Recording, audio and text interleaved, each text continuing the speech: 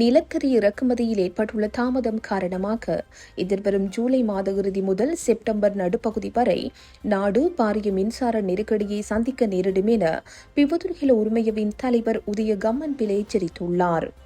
இன்று நடைபெற்ற ஊடகவியலாளர் சந்திப்பிலேயே அவர் இந்த தகவலை வெளியிட்டார். அத்துடன் இந்த ஆண்டில் 212 நாட்களுக்கு மட்டுமே போதுமான நிலக்கரி தற்போது கையிருப்பில் உள்ளது. அத்துடன் 212வது நாள் ஜூலை 31ஆம் தேதியுடன் முடிவடைகிறது. தென்மேற்கு பருவமழை காரணமாக செப்டம்பர் நடுப்பகுதி வரை நிலக்கரியை இறக்க முடியாது. இதனால் நுரைச்சோலை மின் உற்பத்தி நிலையம் 1.5 மாதங்களுக்கு மூடப்பட வேண்டிய நிலை ஏற்படும். இந்த நெருக்கடியால் நாடு முழுவதும் நீண்ட நேர மின்தடை ஏற்படலாம் அல்லது ஒரு அலகு மின்சாரத்தின் விலை 90 ரூபாய் வரை அதிகரிக்கப்பட்டு மின் கட்டணங்கள் பாரியளவில் உயர்த்தப்படலாம் என்றும் அவர் குறிப்பிட்டுள்ளார்.